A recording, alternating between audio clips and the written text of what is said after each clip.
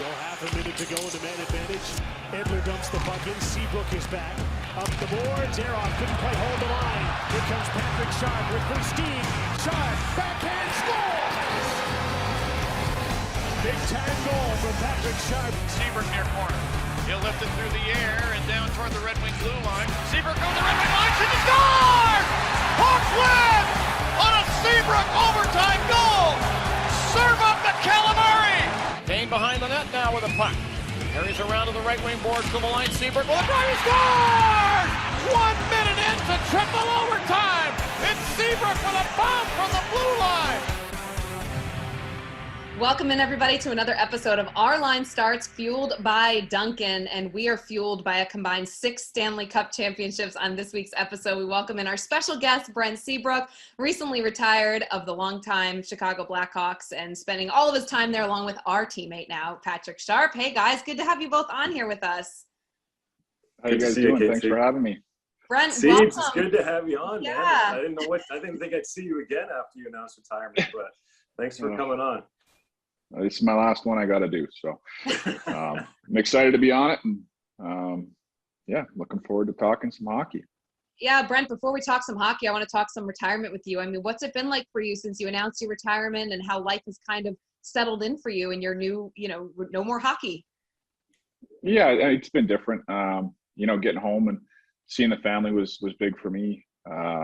They stayed up here in Canada, so it was a tough couple months, and I know a lot of guys throughout the league are doing different things. But I think that was the big thing was spending time with my teammates there in Chicago and doing that. They left for the road, and I ended up coming home. So it's been good being back and seeing everybody and being a dad again. So yeah, Seebs was in Chicago living with Kirby this whole season, trying to get back and give it one last kick at the can. And his family was at home. Seebs, I didn't think you mentioned your family. You got the wife, you got 3 kids. How many dogs you got now? 4 dogs at home?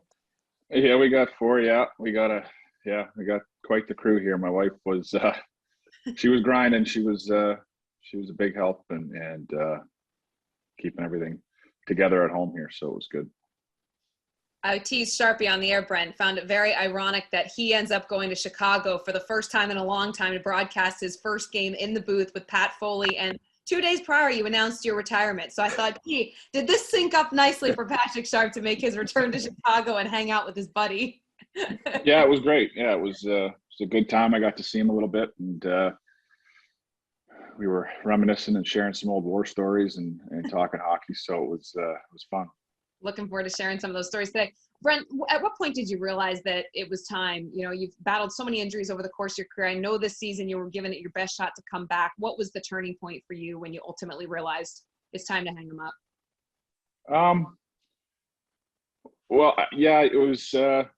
It was sort of a, I tried to just focus on getting back and playing, and I was skating with a skating coach there and trying to get better. And I think the natural progression for me was to get out there with some guys and keep up and try and get into some drills and some things like that. And that's really when I noticed that it wasn't going to allow me to play anymore. I think, my mind's still there. I still know how to play defense.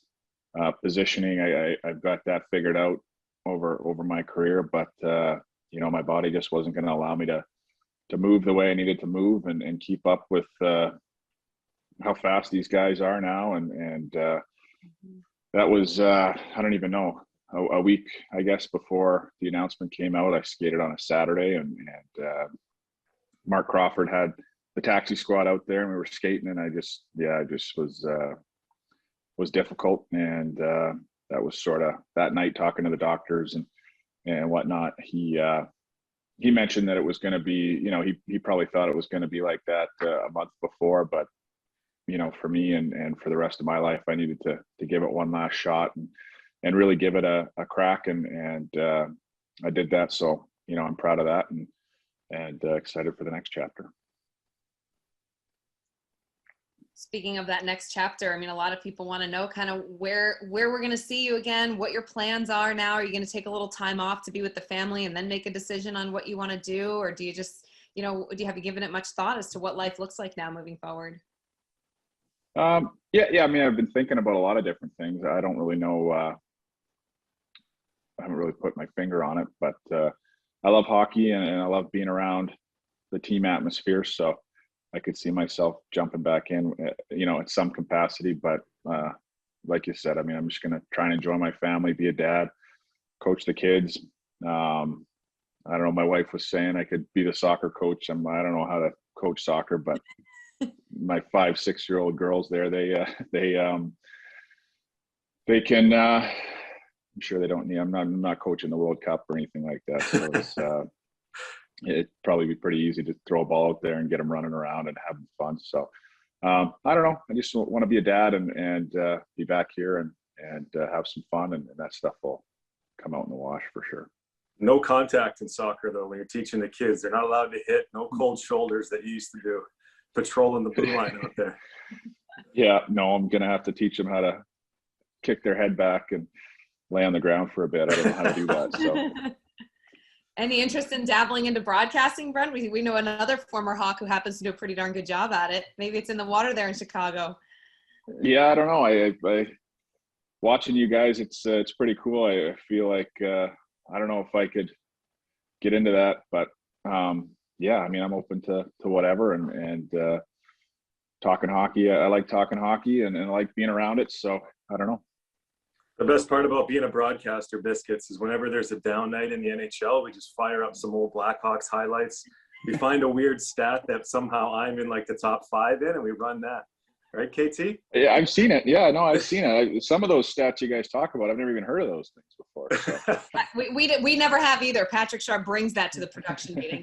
He's like, here's where I'm relevant from 10 years ago, so we need to incorporate this in the broadcast.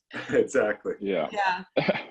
But okay, wait, I got a question though, because I just heard Sharpie say Biscuits. Where did that nickname come from? Sharpie, I don't know which one of you wants to share that story, but I feel like that might be a good one. Yeah, I'm not sure exactly where it came from. I'm guessing it came from Dunks. Siebes had a couple of roommates over the years at his place in Chicago, all rookies too. Duncan Keith, when he was a rookie, lived with Siebes. Jonathan Taves, before he moved out onto his own to be the captain Sirius, he was living with Siebes as well. And then just this past year, Kirby Doc was living with him as a rookie. So I'm pretty sure it was Dunks that gave you the name Mr. Biscuits. It has to be, right?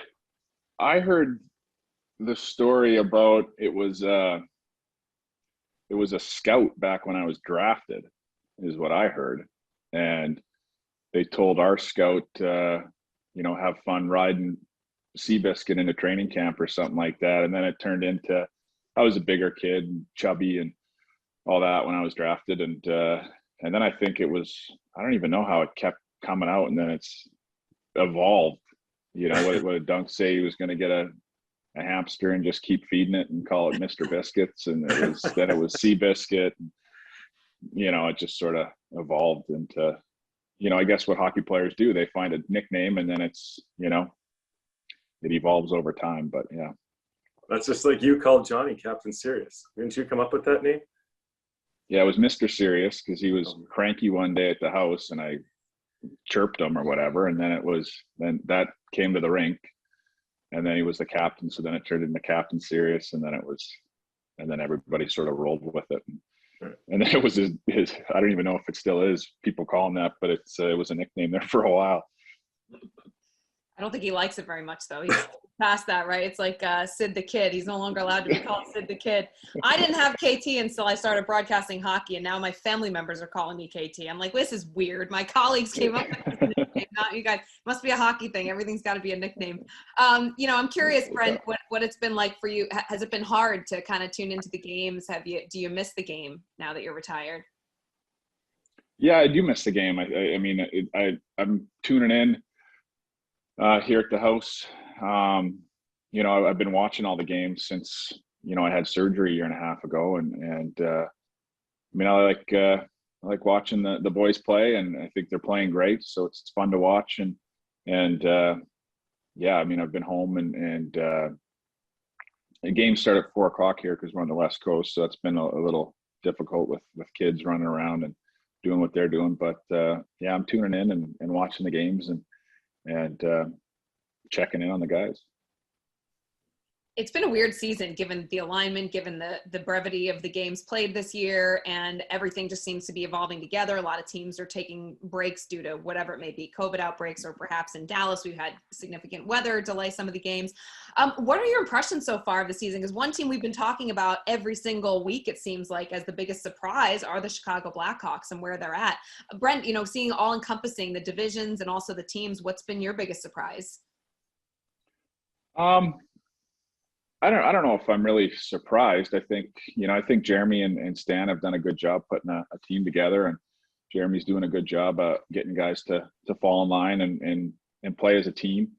And I think the guys are playing well. I think we have some young guys that are stepping up in Chicago and playing great. The goaltending's been outstanding. Subi and Lanky have been great and fun to watch, and Kaner's doing his thing, and Dunk's I don't think he's looked better, in a long time. So he's playing great, and they're sort of leading the charge with those young guys, and it's just been fun to watch. But watching the games in Chicago, they put us in a box, and they've got all these areas where you can go and you can't go, and you have to have a badge on or whatever it's called, and just watching the games is totally different without fans. I think I wasn't able to play in any games in this new structure, but the fans are what make the game great, and the emotion and what they bring, and you see the guys celebrating and bringing their own emotion if they score, but it's nothing like having 22,000 people at the United Center roaring and cheering and just bringing that energy. And I think that's the weirdest thing for me that I've noticed throughout the season so far. Especially at the United Center too. Our building's so big there in Chicago.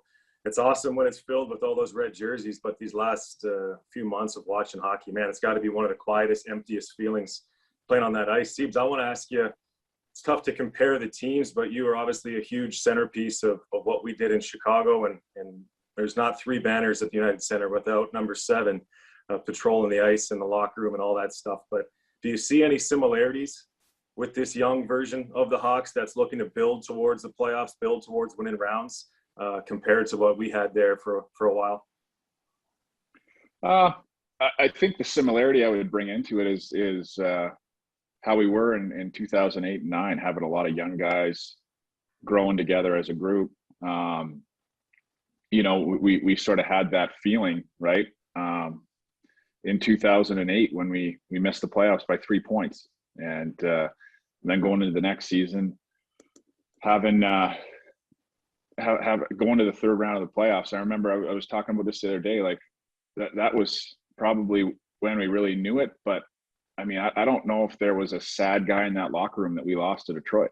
Yeah, it stung right when we lost, but we were excited to be in the playoffs. I remember walking around and hanging out, and we were going out after having some beers and enjoying Chicago. And I remember talking with the guys about, we got to get back and do this again. Like it gave us that extra motivation. So losing to Detroit, I think was big for us, but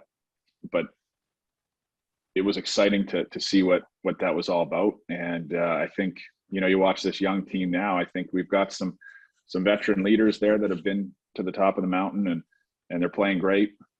Helping the young guys learn and succeed, and I think the comparison you'd make is having those young guys sort of grow up together, and how we did it, because we had all those guys in 2008 and then 2009, and we were able to build and grow as a group, and just be a team, just be a real good team, and be together. So that 2009 year was really fun. Expectations were low.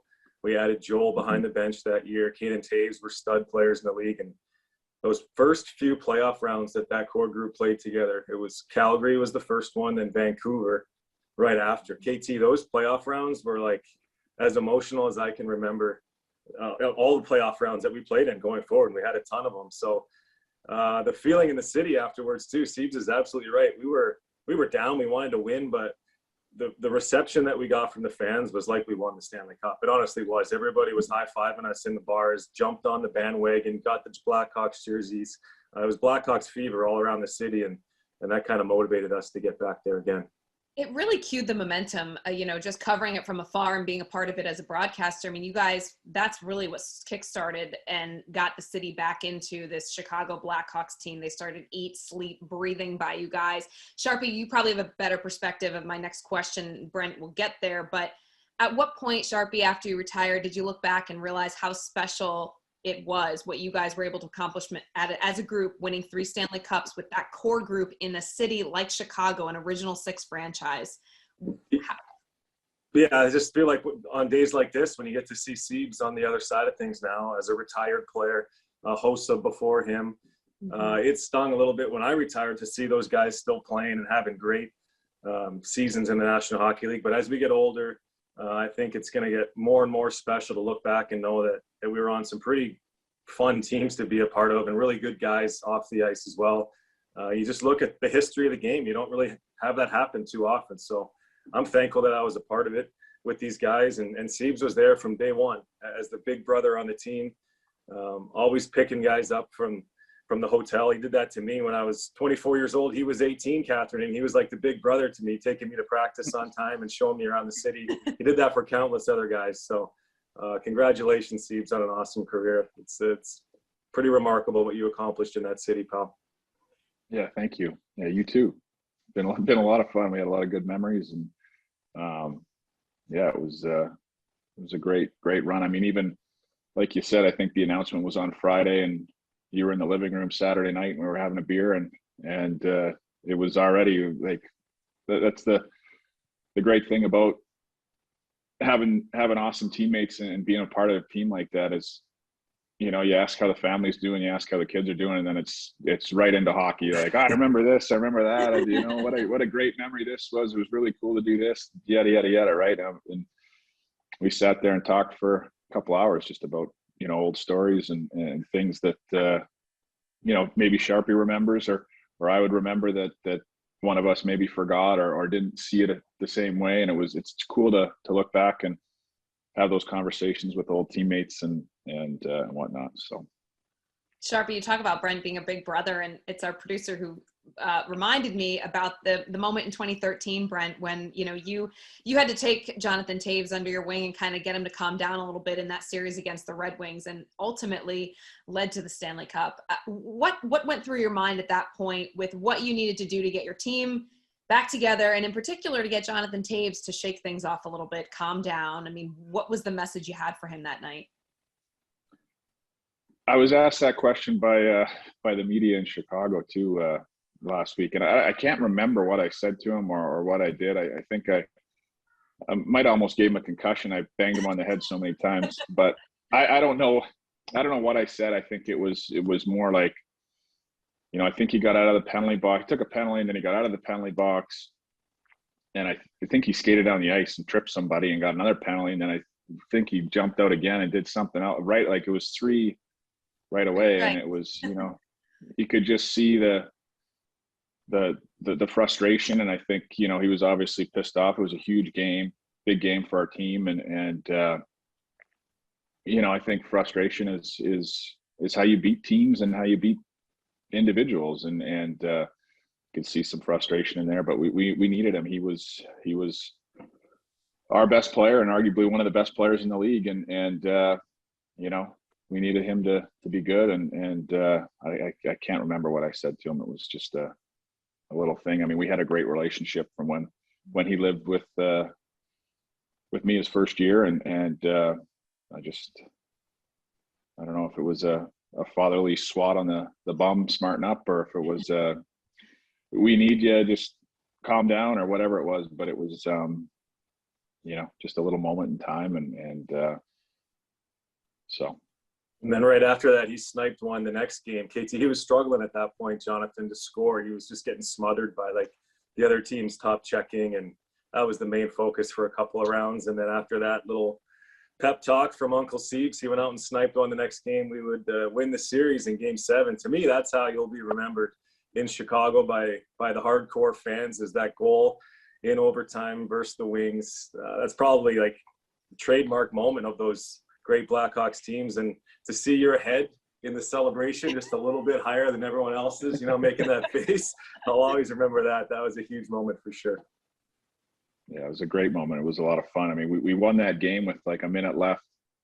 But for the personal highlight reel, it was nice. They called a penalty and called the game or the goal back. But it was a fun series. It was a battle. It was a grind. I mean, that whole series was Detroit played great and a great team, and it was tough. That was a tough series. I remember you guys as forwards were like, "Oh, we got no room out here. Like, can't get going." And for us defensemen, it was tough. They were flying on all cylinders. Those guys were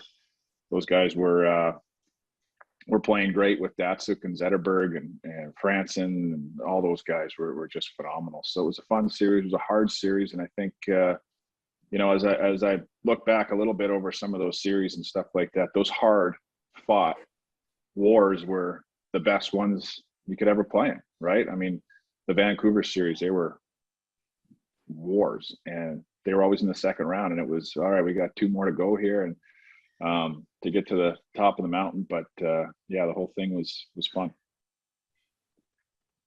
Yeah, I was thinking about the hard ones you guys fought, and of course the Boston Bruins won in Boston. I remember how quickly that game turned around. But one of the big things that we've been talking about all season long too is both of your fellow teammate, a 3-time Stanley Cup champion Patrick Kane, and what he's been doing this year with his team. Brent, you talked about Kirby Dach being out, obviously, and being with you, and you guys working together to get back. We know Jonathan Taves is absent right now from the team. Patrick Kane, it feels like, is just carrying this entire team on his shoulders every single night, bringing that energy, taking a different leadership stance than what we've seen from him. I'm curious to get your thoughts, Brent, on what you've seen of the evolution of Patrick Kane this season, but also you've played with him for so many years. I mean, we're talking like over a decade of playing together. What you've seen from him in the maturation process on the ice as well. Yeah, he's been incredible. I don't think anybody's been better than him in the league. This year and for the last number of years, but just to watch him play, I think he's got a different mindset. He's playing. I saw him dump a puck in the other night. I know Sharpie. I mean, I don't think we've ever seen him dump a puck in. But you got a back check earlier this year too. I saw that. Oh yeah. You got to clip those. Hey, who do I tell to clip those things? Back check. But he's buying into the system, and he's playing well. He's helping these young guys learn. I think when you have a guy like that is so great, and all these young players look up to him. If he's playing the right way and doing a lot of those little things, I think it's going to help our team be better. Yeah, it's funny how when he says something, it carries a little bit of extra weight these days too. Going back to first couple weeks of the season, he came out and mentioned how Jeremy was getting a lot of buy-in from these young guys, and all of a sudden the tune in Chicago just changes on the head coach. He had some big shoes to fill there, stepping in for Joel, and then I think Jeremy's done some good things, and there's brighter days ahead. But it's nice to see that he's kind of got some space there in Chicago now with that fan base, and I think a lot of it has to do with the leadership of Kaner. He's one of those guys that's bought into how the team needs to play to compete, and it keeps being said all over hockey world these days, if the Hawks get into the playoffs, Kaner's got to be in that top 3 for the Hart Trophy. Even if they don't get into the playoffs, wouldn't you agree? I mean, he's still got to be in the conversation. Yeah, probably. He's got to. He's having a good season, and Hawks have some tough games coming up. They're in the middle of a real difficult point in their schedule. Dallas is on their heels. At some point, they'll get it together. Columbus is right there, so it's not a foregone conclusion that the Hawks are going to get in there, but I like the way they're competing most of all, and we'll see that serves up a bright future ahead for those kids. Yeah, absolutely. I mean, if he's at the top of my list for MVP voting, just being able to see what he's done. I mean, I'm not watching all the other games, but I know there's some great players out there having great seasons and whatnot. But what Kaner's been able to do and how he's leading the charge and taking those young guys. He's playing with Cat quite a bit, and he's got a new centerman every period. Or if the line's struggling a little bit, Jeremy's finding guys to help him, and I think he's been incredible. So. Well, since we're talking about the playoffs, we're halfway through the regular season, so let's take a look at the Stanley Cup winner odds presented by PointsBet. Tampa is the favorite. I know you guys don't have the list in front of you, and people probably listening at home don't either, but it's Tampa Bay followed by Toronto, Vegas, Colorado, Boston. That rounds out the top group. Top 10 and 15, the Pittsburgh Penguins are in there, the Washington Capitals at plus 2,000. You look at this list, and I guess, Sharpie, I'll start with you. Tampa's the favorite, but who else do you like on this list right now? I don't have those numbers, but the teams that I like as favorites, to be honest, it's tough to argue with Tampa. Just watch them play the Hawks 3 games in a row, and they look like they're ready to go and take another crack at the Stanley Cup. Getting Kucherov back come playoff time will certainly help with that. The team that I can see beating Tampa in a playoff series at this point, we got a lot of hockey to go, is Carolina. I really like how they play. I feel like if I was on the ice against that team today, it would be really tough to play out there. You don't have a lot of time and space with the puck. When it's on your stick, you got to move it because someone's going to come hit you or get in your face right away. And then they found a goaltender there in Nedeljkovic. I like those teams on the eastern side of things. And then when I think about out west, that division stands out. If Colorado can stay healthy and Grubauer becomes the guy that can win playoff rounds, then they're clearly a favorite. Our boy Sauter's there scoring goals, and he'll score a bunch more in the playoffs. But I like Vegas, to be quite honest with you. I liked them last year, and they bowed out to Dallas. I like them again this year. Playoff goals is the question for me there in Vegas, so they have enough to put the puck in the net. How about you, Brent? Any Stanley Cup favorites you got on your mind? I think Sharpie said it pretty good. I think, the teams he mentioned. I think this year, the playoffs is going to be wild again, and it's going to be different. And I think, I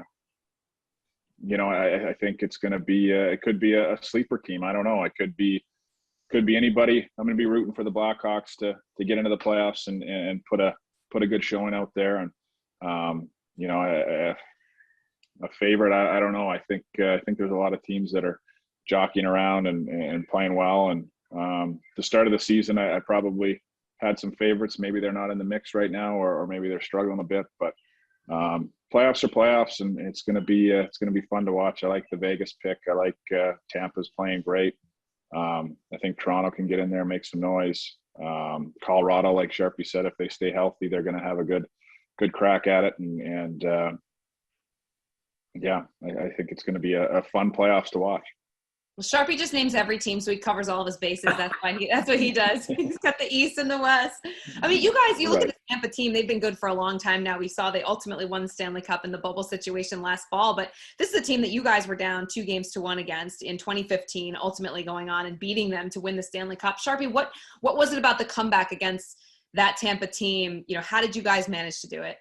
Honestly, Kathryn, at that point, the group in Chicago has played so many playoff rounds. It was like 3 or 4 rounds a year for 5 or 6 or 7 years. It just was another battle against a tough team. For me, those 2 series at the end of 2015 were really tough. Anaheim first in the conference finals, and then Tampa in the finals. The speed was noticeable for me from both of those teams. And the Tampa series, we were down. I don't know. The lack of panic in our locker room was what stood out the most. I remember I had a few mistakes one game, and very similar to what Jonathan did against Detroit. I took back-to-back penalties in the Tampa game in the third period.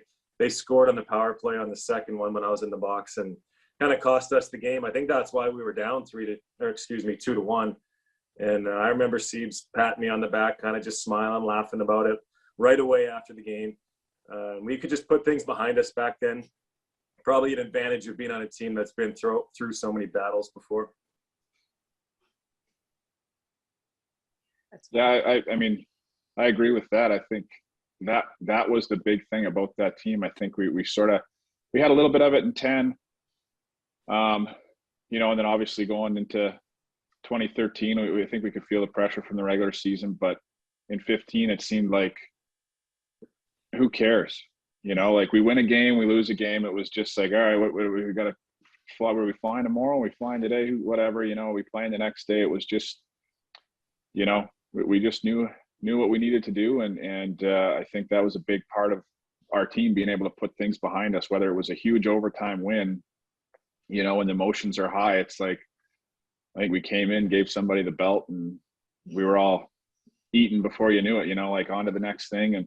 And our panic level was pretty pretty low at that point, and we were just playing hockey. We were just having fun. It was great.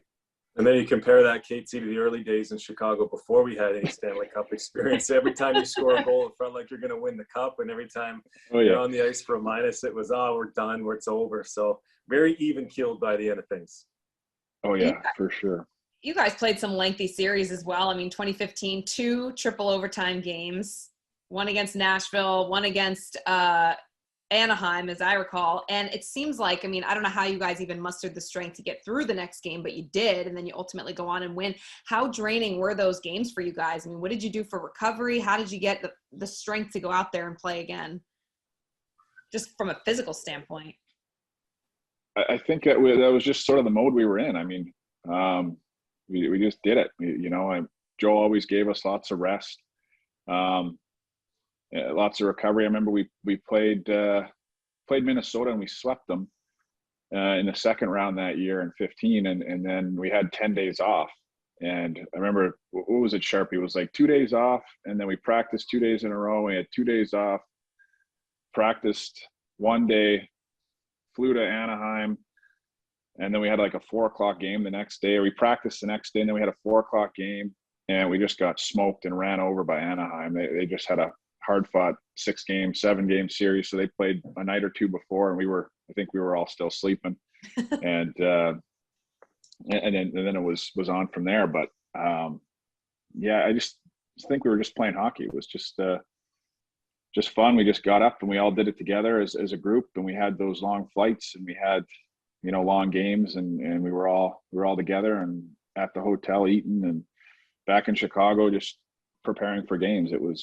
The playoffs is weird. It's sort of like a two-month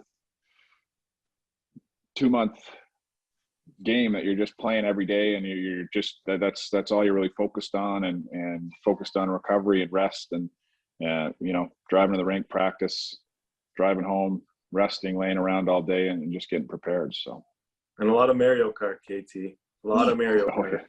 And a lot of bouncing. That might have been the secret. Did Sharpie really walk around all the time bouncing tennis balls in between games and whenever he could get his hands on it? Yeah, that was his pregame thing. He'd be throwing it at people, and you'd be sitting there tying a skate, and he'd launch it at you, and if you didn't catch it, it hit you in the face, or you weren't ready for it. Like he was always doing little things like that. He'd have lacrosse balls sometimes, and yeah. Well, now he has his own makeup kit. Things have changed a little bit. I always had that. Yeah. Brent, could you have imagined he would have gone into broadcasting? Did you kind of see that path for him? I don't know if I saw it. I mean, he's great at it. I think he's done an awesome job watching him talk about games and stuff. He's pretty bang on a lot of the time, and him bringing his expertise and what he did for so many years on the ice, and being able to translate that into talking about it and talking about different teams and other players and stuff like that. I think he's doing a great job. And it's sort of we'd always have hot stoves in the hotel rooms, and seems like he's just got a camera in front of his face instead of me and Duncan. That's what I miss the most about playing, to be honest with you, big fella. Road games or wherever, getting to the hotel after a game, it's like midnight, 1 o'clock in the morning, and we're all wired. So I'd always meet up with Dunks and Siebes, and we just hash things out, talk about the Blackhawks inside and out, top to bottom, the state of the team, and we'd have those hot stoves. That's what I miss the most out of not being on the squad anymore. Yeah, we had some late nights there too. I remember some of those. It's like 7 in the morning. We'd be sitting there. I'm like, we got to go to bed. Like, what are we doing here? But and then we do the same thing the next night. It's like we didn't talk about it enough. Like, what else are we going to talk about? So it was, but it was always great, and being on the road and having those conversations and those hot stoves, and it was fun. Well, as polished as Sharpie appears on the air, Brent, we're gonna have to show you his blooper reel because it's pretty epic too. Like to see that. Yeah, we've got some fun moments. Don't worry, we might have to show you. Maybe we'll bring you in studio with a guest appearance, and we'll show you the blooper reel we've got on him. Alrighty. I want to get to the cold brew check fueled by Duncan, and New Flames head coach, you guys. He recently said that bottom line, Connor McDavid is head and shoulders the best player in the league. Brian, you played against him a lot defensively, trying to defend this speedy, quick, best player in the league. Do you agree with his comments?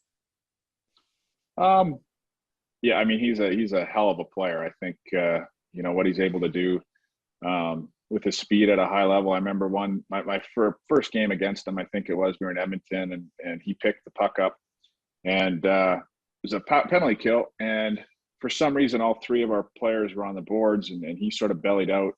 And he was at the far blue line. I was at our blue line, and I literally, once he started picking up speed, I literally turned around and skated as fast as I could towards Corey.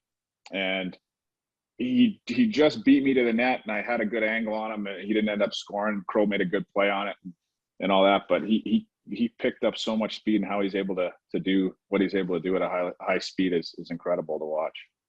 I feel like Sutter was saying that because he had to play against him for a couple of games, and maybe he's trying to soften him up a little bit. Tough to say who the best player in the league is. Individual skill, McDavid probably stands above the rest as far as his speed and how his hands keep up to his legs when he's moving that fast. And the numbers he's putting up this year are incredible. But I've seen awesome things out of Sidney Crosby, Ovechkin, the best goal scorer, Kaner at setting up his teammates. So all across the league, there's great players, but I don't think you're going to get too much of an argument if people are saying McDavid's the best, KT. All right, that was the cold brew check fueled by Dunkin'. This season, be sure to grab a cold brew for game time, because where there's hockey, there is Dunkin'. And, along these lines, Brent, I'm curious to get your thoughts on which player, you would just keep hashing over in your mind if you knew you were going up against him the next night, kept you up at night, trying to figure out ways to maybe, defend against him. Was it an Ovi? Was it a Sid? Who was that one player for you that just always had your mind? I think for a lot of years there it was Pavel Datsyuk. I mean, we never saw Sid and Ovi a whole lot, being in the West and then being in the East. We played Detroit quite a bit early in our career, Sharpie. But watching Datsyuk and what he was able to do, I think he made his teammates better. He was he could beat you one-on-one. He could close in on you and create some space. He had that counter hit. He's knocked me over a few times. He was just one of those special players, and what he's able to do with the puck, without the puck. I know being a defenseman, you'd get a step on him, and he'd strip you from behind. I remember skating as fast as I could away from him a few times, and not even knowing if I had the puck or not. And he was just one of those special players. That was tough to play against, for sure. When I think of Siebes' top matchups, KT, over the years, Dustin Brown comes to mind. He's a winger, played against Siebes all the time. They probably hit each other, hundreds of times each in their career. Think of Jerome McGinley on the Flames being a power forward, matching up against Siebes a lot. But the pair that I think of the most, besides Datsyuk, would be the Sedin twins. Like, we played Vancouver 3 years in a row in the playoffs. The twins were arguably the top duo. They must have been the top duo back then. If I got to go through all the numbers and stuff, but they were top players in the league, and they did damage against anybody. And Dunks and Siebes were on that top pair that faced them a lot. So those are the matchups I think of when I think of Mr. Biscuits out there. Oh yeah, the Sedins, they were super tough. It was I know some nights we got the best of them, and some nights they kicked the crap out of us too. And it was it was one of those battles you had to hit them. If you could get them, you'd have to hit them, because if you didn't, like, I remember there was some games I must have done 3 or 4 wind sprints between the two of them. Like, you skate at one of them, they're passing it back and forth to each other every time too.